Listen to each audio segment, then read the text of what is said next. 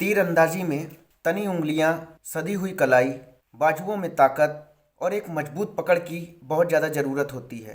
पर हमारे देश भारत में एक ऐसी खिलाड़ी हैं जिनने भारत के लिए 6 स्वर्ण पदक, 3 रजत पदक और एक कांस्य पदक जीता। पर आप कल्पना कीजिए, इस खिलाड़ी के हाथ ही नहीं हैं। उनका नाम है शीतल देवी। छोटी सी एज की ये लड़की भारत की शान है। बात है 10 जनवरी 2007। ये जम्मू कश्मीर के एक छोटे से गांव लोईधर नामक गांव में इनका जन्म हुआ। शीतल देवी के जो पिताजी हैं वो एक किसान हैं। इनकी माताजी जो हैं वो बकरी चराने का काम करती हैं। शीतल देवी को जन्म से ही इनके हाथ जो है अविकसित थे। शीतल देवी के हाथ तो नहीं थे, पर शीतल देवी बचपन से ही काफ़ी विलक्षण थी, मेहनती थी। अपने पैरों से हर काम करना शुरू किया। अपने बालों को संवारना और लिखना पढ़ना हर चीज़ जो है वो पैरों से ही उनने स्टार्ट कर दिया था। अब सफ़र की शुरुआत होती है आज से सिर्फ 2 साल पहले। आप लोगों को जानकारी होगी, जिनके पैर या हाथ नहीं होते हैं तो एक कृत्रिम अंग होते हैं, प्रोस्थेटिक कहते हैं जिनको। उसी के लिए, प्रोस्थेटिक आर्म्स के लिए शीतल देवी बेंगलोर जाती हैं अपने माता पिता के साथ, और वहाँ पे उनकी मुलाकात होती है प्रीति जी से। नाम याद रखिएगा, प्रीति जी।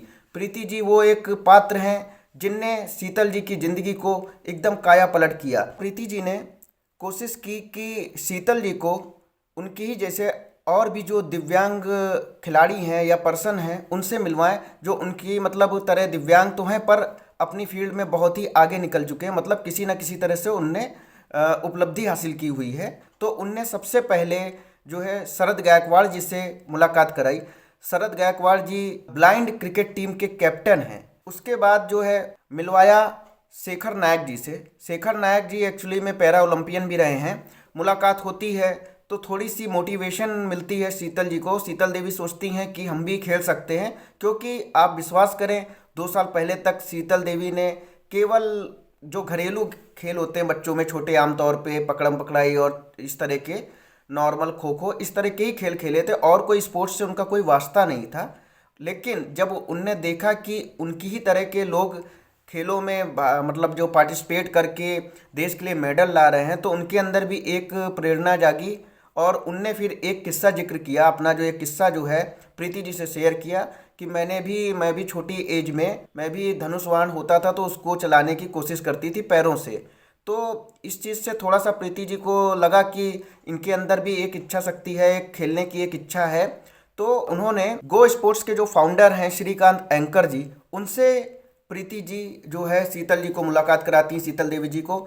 शीतल देवी जी जब मिलती हैं तो सबसे पहले जो श्रीकांत एंकर जी होते हैं उनको 3 गेम्स देते हैं ट्रायल के लिए, कि ताकि मतलब वेरीफाइड करना चाहते थे कि किस खेल के लिए वो ज़्यादा उपयुक्त रहेंगी। तो जब 3 खेलों के लिए उनको तैयारी कराई गई, उनका मतलब एक तरह से आप कहिए टेस्ट लिया गया, ट्रायल लिया गया और कई तरीके के उनको चैलेंज दिए गए। तो जो क्राइटेरिया था उसमें 10 में से 8.5 पॉइंट लेकर इनने काफ़ी प्रभावित किया श्रीकांत जी को। और श्रीकांत जी ने फिर फाइनली जो है सजेशन दिया कि शीतल देवी जो हैं ये आर्चरी के लिए बहुत ही अच्छी खिलाड़ी रहेंगी, क्योंकि इनके पैरों में काफ़ी शक्ति है। और इसके लिए हमें करना होगा कि इनको एक स्पेशल तरीके का बॉब यानी कि धनुष जो होता है वो तीर कमान इनको बनवाना पड़ेगा, और साथ में एक डिवाइस देनी होगी जिसमें ये पैरों की सहायता से साथ में अपने शोल्डर और जो उनके अविकसित हाथ हैं थोड़ा सा उससे अटैचमेंट करके एक डिवाइस बनानी होगी। उसकी मदद से ही ये आर्चरी कर सकते हैं। सेना में कोच अभिलाषा चौधरी जी और एक उनके और भी कोच हैं, वो हैं कुलदीप बादवान जी। कुलदीप बादवान जी जब जो मिलते हैं शीतल जी से तो उनका जो आत्मविश्वास देखते हैं तो काफ़ी प्रभावित होते हैं। और उन दोनों लोगों ने पहले तो काफ़ी ज़्यादा चुनौतीपूर्ण काम था, क्योंकि कभी भी उनने इस तरह के किसी भी प्लेयर को मतलब ट्रेनिंग नहीं दी थी। एक्चुअली में ये आर्चर्स के जो हैं कोच होते हैं सेना में। तो इस तरह की इनके लिए चैलेंजेस थे। तो सबसे पहले काम किया गया, इनके लिए एक स्पेशल बॉब यानी कि तीर कमान बनाया गया, जिसको इनको पैरों से एडजस्ट करना था और साथ में शोल्डर में एक डिवाइस लगा के अटैचमेंट करके अपना जो टारगेट था, जो लक्ष्य था, उसके लिए इनने उस तरह का एक पैटर्न बनाया। उसके बाद शुरू होती है इनकी ट्रेनिंग। और ट्रेनिंग में शीतल जी ने अपना डेडिकेशन दिखाया, अपनी मेहनत दिखाई, दिन रात प्रैक्टिस की और लगभग 10 से 11 महीने में ही इनके निशाने बुल-आइज होने लगे, यानी कि जो आपने देखा होगा कि बीचों बीच जो सेंटर में जाके निशाना लगता है वो लगना शुरू हो चुका था। और सिर्फ 2 साल के सफ़र में शीतल देवी ने 6 गोल्ड मेडल्स, 3 सिल्वर मेडल्स और 1 ब्रॉन्ज मेडल्स भारत के लिए जीता इंटरनेशनल लेवल पे। पैरा जो आर्चरी होती है, और उसमें भी सबसे बड़ी चमत्कारिक बात है, शीतल देवी दुनिया की पहली आर्मलेस आर्चर्स हैं। शीतल देवी ने ये कारनामे सिर्फ 16 साल की उम्र में ही करके दिखा दिया कि अगर आपके अंदर कुछ कर दिखाने की चाह है तो सिर्फ कोशिश करना है, और किसी में कोई कमी होती नहीं है, सिर्फ थोड़ी सी और मेहनत करने की ज़रूरत होती है। और शीतल देवी की ये जो कहानी हमने जो बताई है, तो वो सफ़र शुरू तो हो गया था 2021 से 2022 में तैयारी के बाद 2023 जैसे ही आता है। और उसमें सबसे ज़्यादा चर्चा में तब आई शीतल देवी जब कॉमनवेल्थ गेम चीन में हुए, तो वहाँ पे उनने गोल्ड मेडल जीता। बहुत सारे हाथ वाले भी जो तीरंदाज हैं वो भी गोल्ड नहीं ला पाए थे कॉमनवेल्थ में, लेकिन शीतल देवी वाकई में हमारे और आप सभी के लिए प्रेरणा की एक स्रोत हैं। और अब आता है 9 जनवरी 2024 का दिन।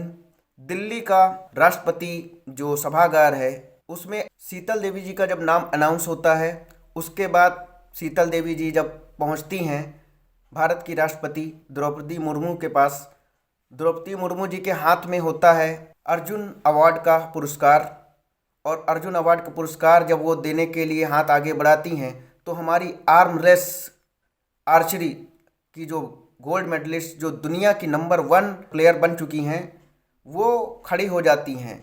और ये देख के पूरा स्टेडियम और जो पूरा सभागार है उसमें तालियों की जो गड़गड़ाहट होती है, वो तालियां कम पड़ जाती हैं, क्योंकि ये अवार्ड लेने के लिए जो खिलाड़ी खड़ी थी वो एकलव्य से भी बढ़कर थी। और ये जो प्रेरणादायी पल थे वो वाकई में लोगों की आंखों में आंसू ला देते हैं।